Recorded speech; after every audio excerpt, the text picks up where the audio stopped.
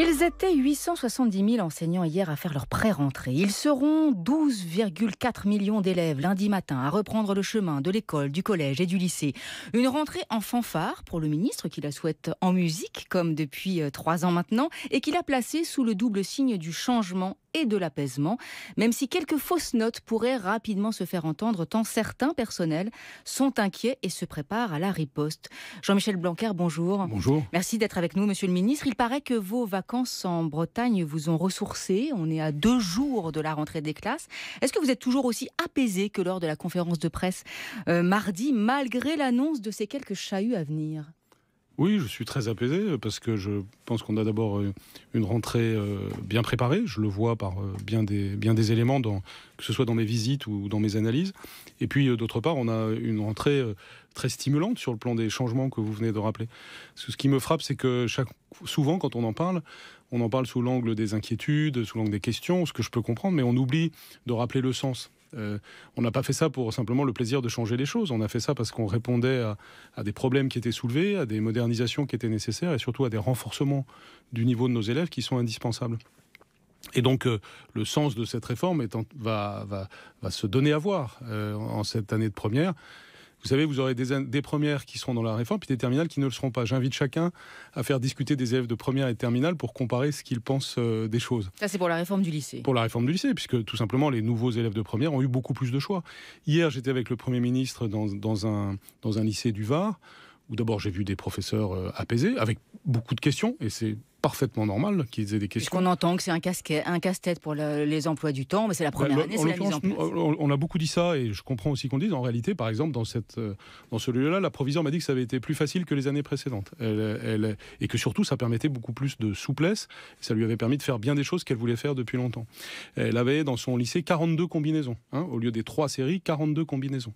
Vous aviez plus de la moitié des élèves qui avaient choisi des combinaisons qui n'existaient pas auparavant. Donc il faut d'abord souligner ça, c'est le sens de cette réforme, c'est-à-dire permettre aux lycéens d'avoir plus de choix, et ayant fait des choses qu'ils ont réellement choisies, eh bien ils les approfondissent davantage, parce que c'est vrai, et je l'assume parfaitement, on a des programmes qui sont plus exigeants et qui vont plus loin, et qui les préparent mieux au futur. Donc c'est à la fois l'objectif d'élévation du niveau général, mais aussi de justice sociale qui, comme sur chaque réforme, sont les objectifs visés.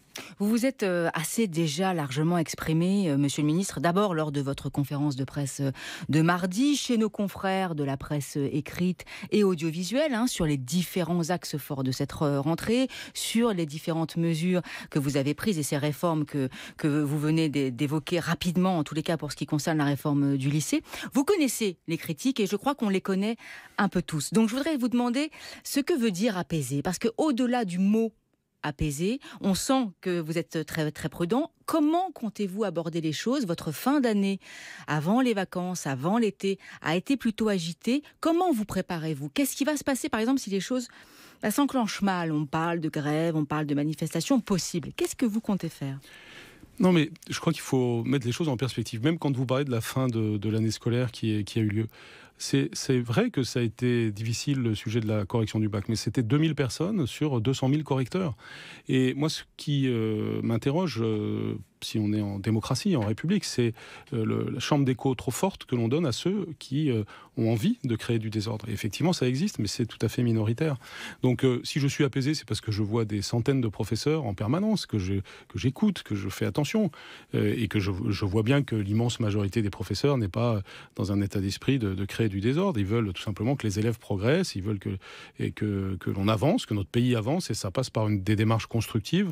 Ce qui me rend encore plus apaisé, c'est que j'ai discuté avec les organisations syndicales et que je les vois elles aussi dans un esprit constructif. Alors avec évidemment des revendications, des questions, mais pour le coup c'est normal. Et donc je trouve que nous devons être dans un état d'esprit d'une démocratie qui avance par la discussion et pas par des cris ou des rapports de force qu'on essaye d'installer de la part de minorités très agissantes. En cette rentrée, vous mettez en avant, il y a beaucoup de mesures, mais vous mettez en avant 2 grands grandes réformes. Il y a celle de l'école élémentaire avec la multiplication du dédoublement des classes de CP et de CE1 qui va concerner 300 000 élèves cette année. Et puis de l'autre côté, cette réforme du lycée avec la suppression des filières et le nouveau bac. Or, globalement, Jean-Michel Blanquer, quand on entend les problèmes posés, soulevés en général dans notre système, on relève deux choses. On relève d'abord le problème des inégalités et le fait que l'école de la République ne donne plus autant de chances à tous ses enfants. Et puis le deuxième point qu'on entend beaucoup dans les critiques qui sont émises envers notre système scolaire, c'est que c'est un système dans lequel l'enfant ne s'épanouit pas. Est-ce que vous pensez que ces réformes, par exemple ces deux grandes réformes que vous mettez en avant cette rentrée, vont contribuer à changer les choses dans ces deux grands domaines ? Ah oui, on a vraiment une illustration très forte. D'abord, la mesure à l'école primaire, qui est une mesure fondamentale, c'est le dédoublement des classes de CP et de CE1 à quelque chose de totalement inédit. C'est pas du tout cosmétique ou superficiel. On parle de 300 000 enfants. Et ça va aller encore plus loin, puisque le président de la République s'est engagé dans sa conférence de presse du 24 avril à ce que l'on fasse la même chose pour les grandes sections. Et ça sera donc 450 000 enfants à la fin du quinquennat. Mais déjà, 300 000, ça signifie 150 000 CP et 150 000 CE1. Donc 20% d'une génération. Et ces 20% coïncident avec les 20% des territoires les plus défavorisés. Donc le chemin que nous avons pris depuis 2 ans, c'est celui de réussir quelque chose qui n'a jamais été réussi dans aucun pays au monde, c'est-à-dire d'en finir avec les écarts de résultats qu'on constate entre les territoires les plus défavorisés et le reste du pays. Si nous réussissons cela, nous réussissons quelque chose d'inédit en matière de lutte contre les inégalités. Donc c'est vraiment une illustration très forte, mais pas la seule, du fait qu'on prend à bras-le-corps ces sujets que vous avez évoqués, et en premier rang desquels les inégalités, en combattant à la racine le problème. C'est pourquoi j'ai tout de suite dit que l'école primaire serait une priorité, que nous en avons fait une grande priorité budgétaire aussi, puisque nous créons des postes alors qu'il y a moins d'enfants à l'école primaire en ce moment pour des raisons démographiques. Donc c'est du volontarisme social à grande échelle qui se produit là.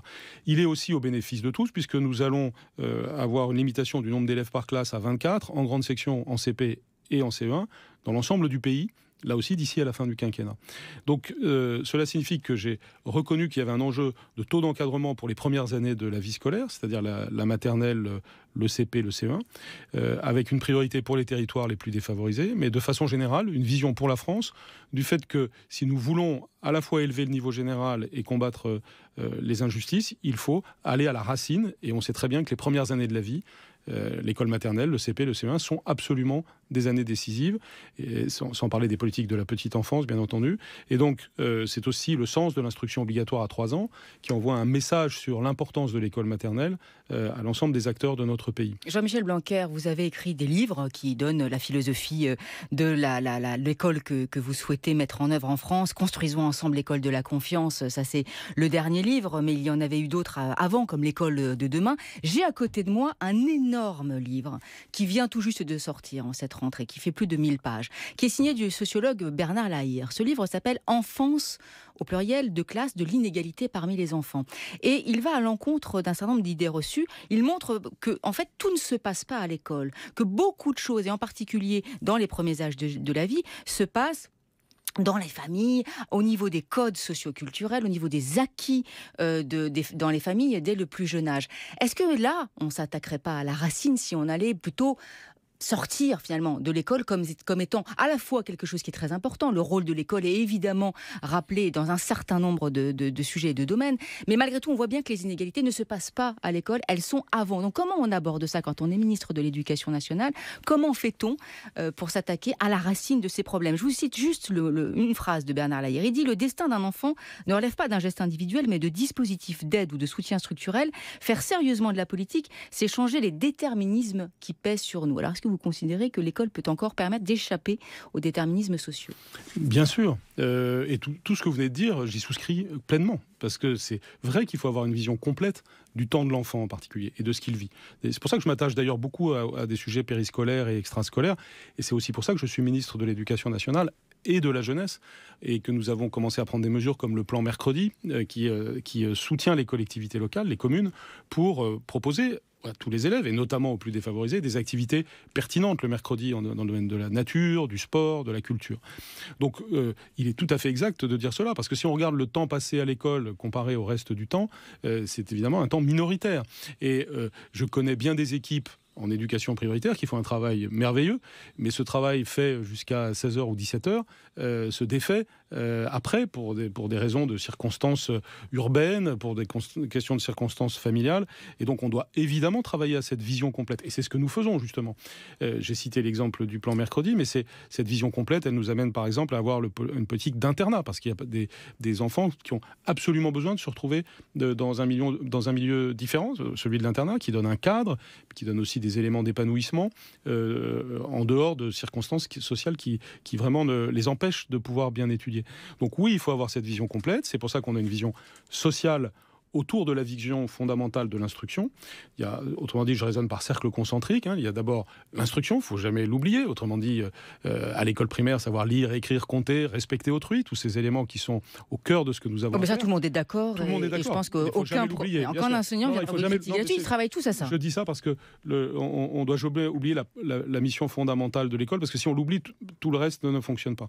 Et puis le deuxième cercle concentrique, il est plus éducatif. C'est autour de ce qui se passe pour l'enfant à l'école et autour de l'école. Et puis, il y a même un troisième cercle qui est social, qui est ce qui se passe pour les familles. Ça renvoie aux politiques familiales, mais ça renvoie aussi à des politiques comme les politiques de l'internat que j'évoquais, ou encore la politique que nous avons entamée avec Julien de Normandie, qui consiste à créer des cités éducatives, donnant des moyens, par exemple à un principal de collège ou à un maire, de pouvoir dégager des moyens pour soutenir des familles parce qu'elles sont repérées comme ayant des besoins spécifiques dans un territoire donné, pour pouvoir mener des opérations comme le petit déjeuner gratuit que nous avons initié cette année, ou le déjeuner à 1 euro. Toutes ces questions sociales, purement sociales, sont évidemment autour de l'école, et on doit les regarder de manière cohérente, et là aussi dans un esprit d'unité nationale, parce que c'est un enjeu de lien souvent entre l'État, les collectivités locales et les associations, mais aussi dans un esprit rigoureux et pragmatique. C'est-à-dire ne pas se payer de mots, mais aller vraiment sur les sujets qui comptent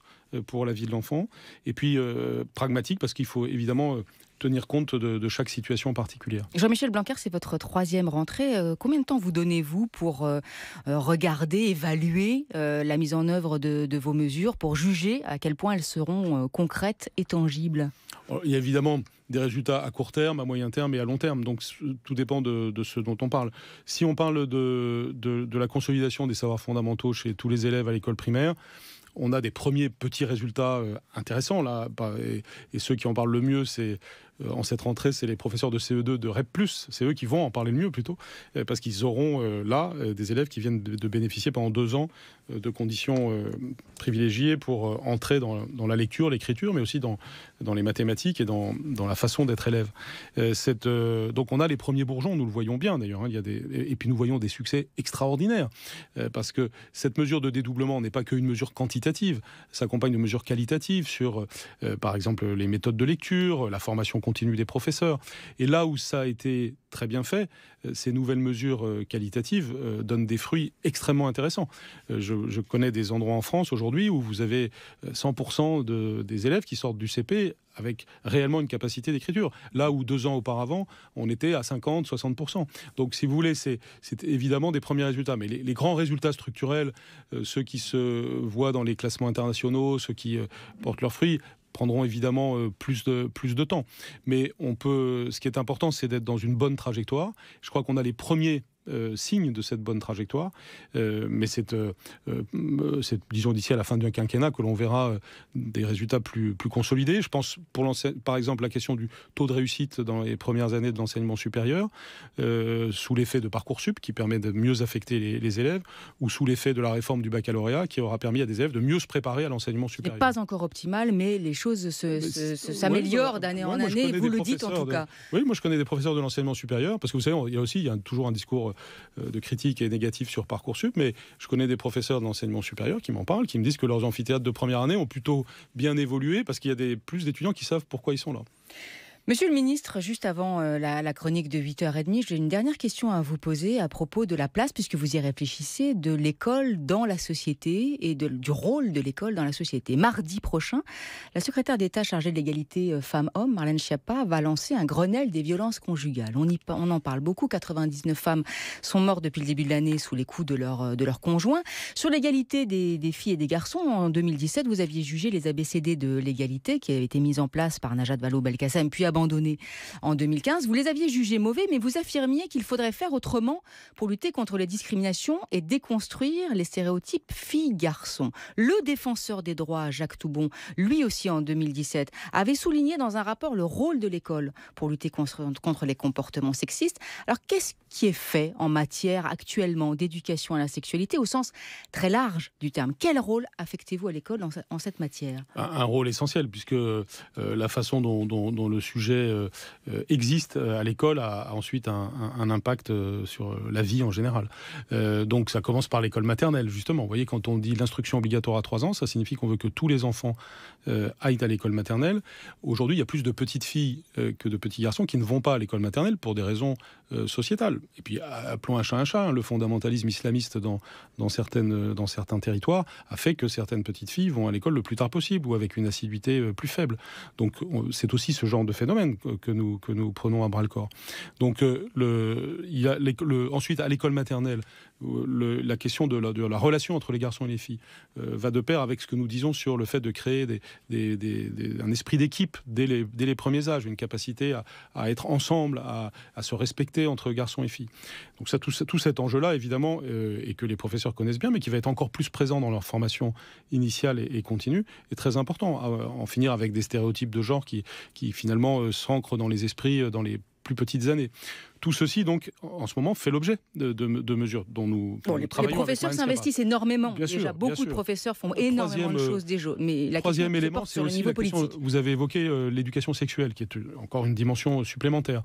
Nous avons, là aussi, j'ai pris une circulaire l'année dernière qui demande de respecter au moins 3 séances par an, demande évidemment de respecter aussi ce qui correspond à chaque âge de la vie. Donc, s'agissant de l'école primaire, c'est beaucoup autour justement du respect des uns par les autres et de la connaissance de son corps. Et puis après, à partir du collège et évidemment ensuite au lycée, on peut être beaucoup plus explicite et être dans une éducation sexuelle qui nous permette de combattre des phénomènes gravissimes que nous voyons aujourd'hui. Je pense notamment à la pornographie sur Internet, qui fait que non seulement c'est une entrée dans la sexualité qui est totalement déviante, qui est proposée parfois en première approche à des jeunes adolescents, voire à des enfants, mais en plus, c'est évidemment quelque chose qui très souvent nuit au respect homme-femme. Donc ces enjeux-là sont bien entendu vus, travaillés, et nous agissons en ce moment, et en lien étroit avec Marlène Schiappa, pour avancer sur ce sujet. Mais c'est vrai que c'est un énorme phénomène de société que certaines régressions, je dis non seulement des non-progrès, mais c'est ce qui est pire, c'est des régressions dans cette relation garçon-fille. Hier encore, on me parlait du fait que dans la cour de récréation, dans certains endroits, il y avait plus de séparation garçon-fille que dans la décennie précédente. Ce sont donc des sujets extrêmement importants que je prends très au sérieux. Jean-Michel Blanquer, ministre de l'Éducation nationale et de la jeunesse, est l'invité des matins du samedi de France Culture. Il est 8h33. France Culture, les matins du samedi. Caroline Mouret. Et nous accueillons une nouvelle voix dans les matins du samedi, un nouveau rendez-vous intitulé « À propos d'ailleurs ». La voix, c'est vous, Matteo Caranta, bonjour. Bonjour Caroline. Et bienvenue. Et donc ce rendez-vous « À propos d'ailleurs », c'est quoi ? Eh bien, tous les samedis, je vais vous raconter une histoire arrivée dans la semaine quelque part dans le monde. Un fait à l'international passé sous les radars de la presse française, un débat qui agite un pays. Et à propos d'ailleurs, cette semaine, vous nous parlez du Ghana. Du Ghana, et rentrée scolaire oblige, du lycée public au Ghana qui a ouvert ses portes ce lundi 26 août à près de 500 000 élèves avec une question: est-ce que l'école doit être financée ou pas par le pétrole? C'est en tout cas le souhait du très populaire président ghanéen Nana Akufo-Addo, élu en décembre 2016, qui est devenu la star des réseaux sociaux, notamment pour ses prises de position remarquées sur l'indépendance économique de l'Afrique. Il a par exemple déclaré lors de la visite d'Emmanuel Macron au Ghana en décembre 2017 qu'il n'était plus possible, je cite, de mener une politique sur la base de l'Occident, de l'Union européenne ou de la France. Cela n'a jamais marché, cela ne marche pas et cela ne marchera jamais. Et quelques mois plus tard, pendant la conférence sur l'éducation en Afrique à Dakar, il a renchéri, et je cite toujours, « Il faut sortir de la dépendance des contribuables européens. Nous ne pouvons pas dépendre des autres pour financer l'éducation de nos pays. » Alors, comment faire pour financer l'école publique, puisque c'est la question qui nous intéresse ce matin? Eh bien, Nana Akufo-Addo se place dans la filiation directe du père fondateur de la République du Ghana, Kwame Nkrumah, symbole de la décolonisation en Afrique. Et de la même manière qu'Nkrumah a créé et ouvert en 62 les premières écoles primaires publiques et gratuites grâce à la manne du cacao, l'or brun, c'est grâce à l'or noir, le pétrole, qu'Akufo-Addo compte financer les senior high schools, les lycées publics et entièrement gratuits qu'il a inaugurés à la rentrée 2017 à grand renfort de communication.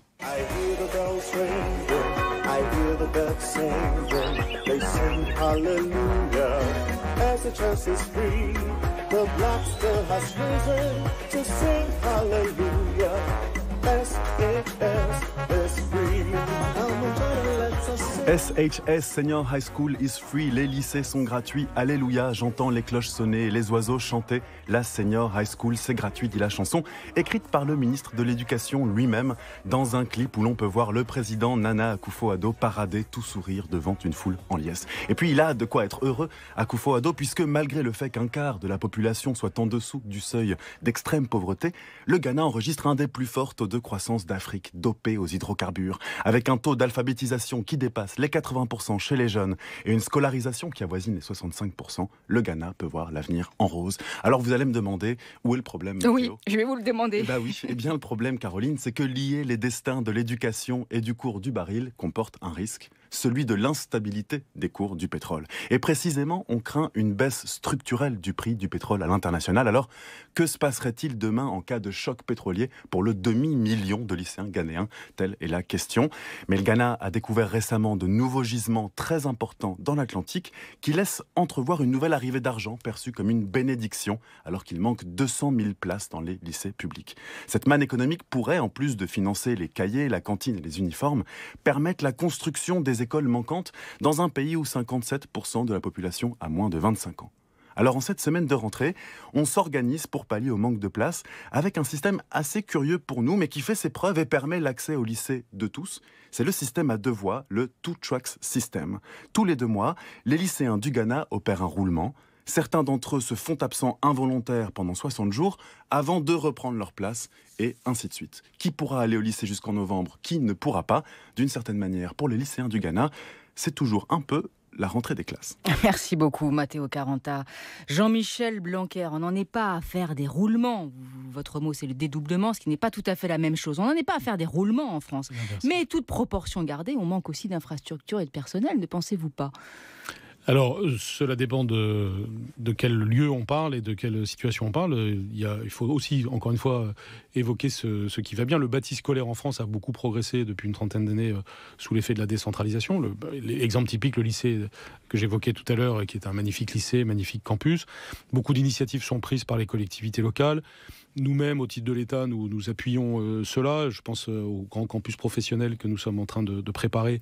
J'ai parlé de Harvard Dupro pour donner un nouveau prestige, un nouvel élan et contribuer à des nouvelles infrastructures physiques pour l'enseignement professionnel. Donc on est plutôt dans une situation de progrès en France et depuis un certain nombre d'années qu'en situation de régression. Bon, il y a 97% des enfants de 3 ans qui vont déjà à l'école. Donc il y a 3% qui vont entrer avec cette année avec votre nouvelle mesure. Mais il y a déjà un problème dans certaines académies. En Outre-mer, en Seine-Saint-Denis, il n'y a pas suffisamment de bâtis. Oui, mais ce sont des problèmes qui se posaient auparavant et ça leur permet de mettre l'accent dessus et d'avoir un vrai partenariat avec les collectivités locales pour aller de l'avant. Je rencontre souvent les maires qui souvent ont fait de très beaux efforts pour accompagner la mesure du dédoublement. Et à cette occasion, ils ont été amenés à avoir une réflexion renouvelée sur le bâti scolaire. Par ailleurs, nous avons orienté des aides à l'investissement de l'État vers les communes pour les aider dans ces circonstances. Donc c'est dans une démarche partenariale, volontariste, constructive, que d'une certaine façon, nous stimulons par une logique qualitative les nécessaires modernisations du bâti scolaire en France. Je pourrais vous poser la question de façon plus générale, Jean-Michel Blanquer, que ce soit le développement des classes dédoublées, qui se pose la question peut-être des effets collatéraux dans les autres classes. Quand on ne recrute pas suffisamment de professeurs, les autres classes pourraient en pâtir. On pense à la fermeture de classes, voire certaines fermetures d'écoles. On peut penser à la suppression, malgré tout, de postes de fonctionnaires. Est-ce que le nerf de la guerre, ça n'est pas, malgré tout, l'argent ? Est-ce que vous pouvez vraiment penser rebâtir une école de la confiance, puisque c'est votre vœu, sans investir ? Non, mais bien sûr que nous investissons. L'année prochaine, ce sera plus d'1 milliard d'euros en plus qu'il y aura dans le budget de l'éducation nationale. Donc, bien sûr que nous y mettons des moyens. Et je vous ai dit tout à l'heure, à cette rentrée, par exemple, c'est 2300 postes qui sont créés dans l'enseignement primaire, alors qu'il y a moins d'élèves. Donc, si vous voulez, il y a très peu de pays qui peuvent dire ce que je viens de dire. Mais ça, souvent, le commentaire public... il faut le répéter, il faut le redire. Il faut le répéter parce il faut le vivre, surtout. Et donc, c'est ce qui m'amène à dire, enfin, ce qui m'amène à garantir même, que de 2017 à 2022, chaque mois de septembre, le taux d'encadrement à l'école primaire de chaque département de France s'améliore. Autrement dit, le nombre d'élèves par professeur. Alors après, c'est une moyenne, bien entendu. Il peut y avoir des vécus qui peuvent être un peu différents. Mais pour l'immense majorité des acteurs, cela se traduit par moins d'élèves par classe. Évidemment, ceux qui ont moins d'élèves par classe en parlent moins que ceux qui ont 1 ou 2 élèves en plus. Mais en tout cas, il n'y a pas eu de vase communicant. Et puis, si vous voulez, encore une fois, si vous êtes professeur de CE2, que vous avez, mettons, 24 élèves par classe une année, le fait d'en avoir 25, si précédemment ils ont été parfaitement préparés, n'est pas votre principal sujet. Votre principal sujet, c'est le niveau de vos élèves, leur capacité à être concentrés, à bien travailler. Mais de toutes les façons, ça n'est pas ça qui se passe. Encore une fois, nous créons des postes. Ces postes nous permettent de faire et le dédoublement des CP et de CE1, et le soutien aux écoles rurales, et la possibilité dans les années à venir de faire ce taux d'encadrement plafond de 24 élèves par classe dans toute la France, en grande section CP-CE1. Il n'y a jamais eu, je dis bien, je pèse mes mots, il n'y a jamais eu un tel volontarisme pour le taux d'encadrement à l'école primaire en France. Et donc nous sommes en train de mettre le paquet, parce que c'est vrai qu'il y a une anomalie, et là j'irai dans votre sens. Cette anomalie, c'est que au cours des 3 dernières décennies, la France a fait un choix qui n'en était pas vraiment un, qui s'est en quelque sorte imposé lui-même, et qui a été de sous-investir dans l'école primaire. Nous dépensons moins que la moyenne des pays de l'OCDE dans notre école primaire, et plus que la moyenne des pays de l'OCDE. De la même façon que les professeurs sont moins rémunérés comparativement à nos voisins. Ça débouche par exemple sur le fait que les professeurs d'école primaire sont aussi moins bien. Quand on compare, c'est surtout à l'école primaire que l'on peut voir qu'il y a un retard français. Donc tout ceci justifie rationnellement, pleinement, la politique que nous sommes en train de mener, qui est de mettre le paquet sur l'école primaire, mais pas non plus en oubliant l'enseignement secondaire. Et d'ailleurs, la réforme du lycée le montre bien. Jean-Michel Blanquer, qu'est-ce qui vous rend si sûr de ce que vous faites? Est-ce que vous doutez de temps en temps que ça ne marche pas? Bien sûr. Avec la responsabilité qui est la vôtre, quand même, qui est considérable. Le doute est indispensable dans toute fonction que l'on exerce, et j'ai appris à douter tout au long de mon existence, heureusement, et je ne dis pas que tout ce que nous faisons est parfait. Ce qui est important, c'est de ne pas se faire de procès d'intention. Je lutte contre le procès d'intention, c'est-à-dire que notre but, c'est renforcer le service public de l'éducation nationale, notre but, c'est lutter contre les injustices sociales, notre but, c'est élever le niveau général de la population, et donc élever le niveau de notre pays. Voilà, ce sont les buts. Je ne permets à personne de dire qu'il y a d'autres buts que cela. Et c'est ce qui parfois m'inquiète dans le débat public, c'est quand on se fait des procès d'intention, pas seulement vis-à-vis de moi, de façon générale.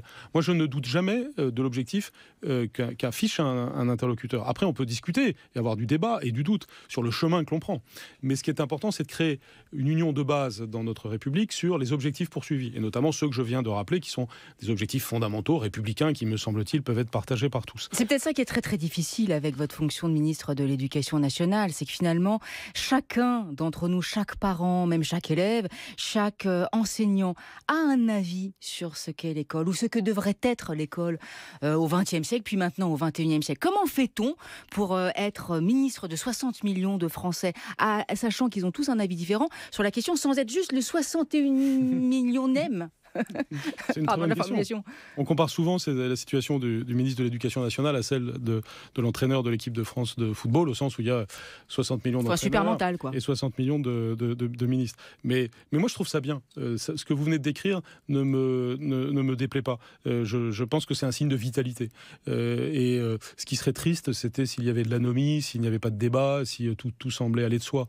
L'éducation, c'est le sujet fondamental d'une société, parce que c'est le sujet de la transmission des savoirs et des valeurs de génération en génération. C'est le sujet du progrès d'un pays, et c'est le sujet évidemment du progrès dans une famille vis-à-vis de ses enfants. Donc c'est la chose la plus importante. C'est pourquoi d'ailleurs le dédoublement des CP de CE1 emporte une telle adhésion des familles dans tous les territoires urbains et ruraux concernés, parce que c'est ce qui touche à ce qu'on a de plus fondamental dans la vie, c'est-à-dire ses enfants. Et les gens sentent bien que c'est quelque chose de très concret qui les touche. Ils font les comparaisons avec les grands frères et les grandes sœurs qui n'ont pas eu ce dispositif. Donc les gens voient bien que c'est très concret et que ça va dans une direction éminemment souhaitable. Mais après, on en discute. Et moi, je vois énormément de parents d'élèves. Je vais souvent sur le terrain. Et bien entendu, et encore hier, ça m'est arrivé. J'ai parlé avec des professeurs qui m'ont dit des choses très intéressantes, qui m'ont fait douter sur tel ou tel point. Est-ce qu'il faut arriver à entendre, écouter, voir toutes ces paroles, toutes ces expériences qui sont extrêmement différentes, parfois même avec des avis contradictoires, et prendre suffisamment de hauteur pour avoir une politique juste et à long terme? Oui, et pour ça, je pense qu'il faut toujours expliciter le sens. C'est ce que je m'efforce de faire. Et c'est pour ça que je pense que c'est important d'être attaché à ces enjeux d'objectifs honnêtes et explicites d'une politique publique. En l'occurrence, élever le niveau général et la justice sociale, et qu'ensuite, on regarde si, en effet, les chemins pris sont adéquats par rapport à ces objectifs poursuivis. Donc le sens, c'est vrai pour l'éducation, mais c'est vrai pour tous les domaines. Il faut toujours savoir pourquoi on fait les choses. Tout à l'heure, lorsque vous m'interrogiez sur la réforme du lycée, j'ai commencé par rappeler le pourquoi de cette réforme du lycée. Encore une fois, c'est pas la réforme pour la réforme, on n'est pas dans le bougisme, on n'est pas dans le fait de vouloir à tout prix changer. Et il y a des choses d'ailleurs que je ne change pas, parce que je veux stabiliser, au contraire. Si vous prenez, par exemple, hier, je parlais d'une filière technologique qui s'appelle STI 2D, nous la faisons, qui est sur le domaine technologique et industriel. C'est un domaine qui a changé il y a quelques années. Nous stabilisons cela plutôt que de le réformer encore. Bon, mais c'est cette vision, si vous voulez, de savoir faire levier dans les domaines qui ont besoin de changer, qui est la vision que je pose. Monsieur le ministre, vous avez 10 secondes pour répondre à la dernière question avant d'entrer dans le dernier quart d'heure des matins du samedi. Faut-il éduquer les enfants à aimer la France ? Bien sûr. Je réponds alors en 10 secondes, oui. Et je pense que c'est quelque chose de naturel dans tous les pays du monde. Tout le monde fait ça. Et moi, j'ai vécu dans d'autres pays. Je suis toujours frappé du fait qu'une telle question fasse autant débat dans un pays comme la France, alors que c'est évident que nous devons aimer notre pays. Sinon, quel avenir pouvons-nous avoir si nous ne partageons pas l'amour de notre pays ? En plus, je le considère comme particulièrement aimable. J'aime viscéralement mon pays. Vous avez répondu très bien. En un peu plus de 10 secondes, mais vous aurez... Enfin, pas vous, mais sur France Culture, on a quand même plus de temps pour répondre à cette question qui sera posée demain, évidemment. Ça n'était pas innocent de ma part. Qui sera posée demain, pendant 1 heure, dans Être et Savoir, l'émission de Louise Touré. Elle recevra l'historien Olivier Loubès. Vous restez avec nous donc pour le dernier quart d'heure de ces matins du samedi de France Culture. Monsieur le ministre, il est 8h47 sur France Culture. Et c'est Matteo Caranta que l'on retrouve pour l'idée culture qui évolue un petit peu. Ça n'est plus le choix artistique d'une personnalité venue du monde des idées, mais le choix artistique d'un écrivain, en l'occurrence, cette semaine, une écrivaine. Oui, alors cette semaine, j'ai rencontré l'écrivaine Leonora Miano, qui publie Rouge Impératrice chez Grasset, une histoire d'amour qui se situe dans un royaume imaginaire africain, Katopia, mis en péril par l'immigration massive de Français.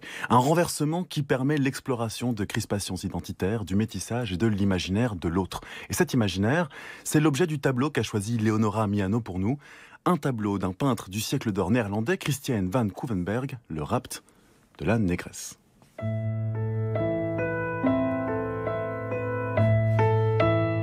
Alors ce qu'on voit sur ce tableau, c'est donc la dite négresse assise sur les genoux d'un homme qui est dénudé.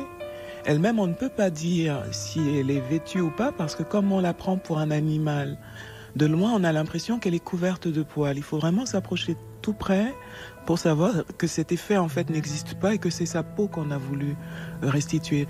À la droite de cet homme, il y a quelqu'un qui, lui, est vêtu, qui est aussi un homme. On ne sait pas si son geste et son regard sont de réprobation, on ne sait pas vraiment. Et au premier plan de l'image, il y a un autre homme, et alors ils sont tous blancs, hein. Un autre homme, lui est aussi déjà dévêtu, et s'apprêtant donc, on imagine, à approcher la créature qui est sur les genoux de son ami. Il a l'air assez réjoui de ce qui va se passer ensuite. Et voilà, et l'œuvre s'appelle Le rapt de la négresse ou Le viol de la négresse. On voit qu'elle lève le bras, est-ce qu'elle se débat, on imagine qu'elle se débat. C'est quand on approche vraiment tout près, qu'on regarde sur son visage, qu'on voit qu'elle doit être terrifiée, qu'elle est terrorisée. Il y a une peur dans ce regard qui vous glace. Et c'est seulement à ce moment-là que son humanité apparaît. Mais il faut vraiment s'approcher tout près. Parce que même les cheveux qu'on lui a dessinés ne sont pas du tout réalistes pour l'époque. Enfin, pourquoi cette espèce de crinière toute défrisée? Enfin, ce tableau est saisissant. Je ne connaissais pas du tout cette œuvre et elle m'a happé. Parce que si je n'avais pas lu l'intitulé, vraiment, jamais je n'aurais pensé qu'il y avait une femme sur cette peinture. Et chaque fois que je la regarde, ça me fait encore cet effet-là. Je me dis, mais c'est écrit la négresse, mais où est la femme? Elle est où? C'est vraiment toujours cette stupéfaction et qui renvoie voilà, à la question de l'identification. Cette sororité dont on nous parle aujourd'hui, était-elle possible en regardant ce tableau? A-t-on vu une femme quand on était femme? Il ne suffit pas d'être femme pour s'identifier à toutes les femmes de la Terre, mais encore moins à celle-ci. Et c'est vraiment tragique.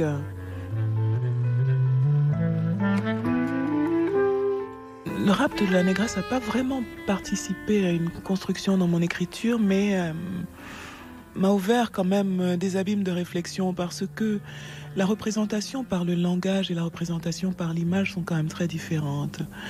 Et je suis un auteur qui n'a pas peur de décrire des choses très très violentes. Si vous voulez, moi, ce qui m'intéresse au stade de ma réflexion où je suis aujourd'hui, c'est plus tellement comment les autres nous ont regardés. C'est comment on se voit nous et ce qu'on a envie de dire. Et c'est pour ça que je pose la question par rapport au rapt de la négresse. Est-ce qu'une petite fille noire qui grandit en France a besoin de voir ce tableau et de savoir que vraiment les Africains ont été perçus de cette manière? Voilà, Léonora Miano qui publie en cette rentrée Rouge, impératrice chez Grasset. Elle était la grande invitée de la Grande Table hier. Bien entendu, son entretien est réécoutable sur notre site franceculture.fr. À propos de livres, de littérature, puisque vous avez profité de quelques semaines de congés, de vacances cet été, vous avez pu lire un peu, Jean-Michel Blanquer? Ah bah oui, bien sûr. L'été, c'est fait pour ça. Alors, vous avez lu quoi? Vous vous souvenez? Oui, bien sûr, je m'en souviens. Mario Vargas Llosa, que je lis chaque été, parce que c'est probablement l'auteur vivant que je préfère. Donc j'ai rattrapé certains retards. J'ai lu le Rêve du Celte. Et puis, mais j'ai relu aussi Le Poisson dans l'eau. Ça doit être la 3e fois que je le relis. Qui est un très bel entremêlement de ses mémoires de son enfance et de sa campagne présidentielle au Pérou en 1990. Vous avez lu, vous avez dormi, vous avez bien mangé? Oui, j'ai fait tout cela. J'ai beaucoup nagé surtout. Je pense que il y a des verbes clés pendant les vacances qui sont ceux que vous avez prononcés. Mais lire et nager me paraissent 2 verbes fondamentaux. Alors moi, je rajoute manger. Je rajoute manger. Et manger, oui, bien sûr. Parce que c'est l'heure de la chronique des mitonnages de Jackie Durand de Libération qui vient de s'asseoir en face de vous. Et que les mitonnages parlent justement du bien manger.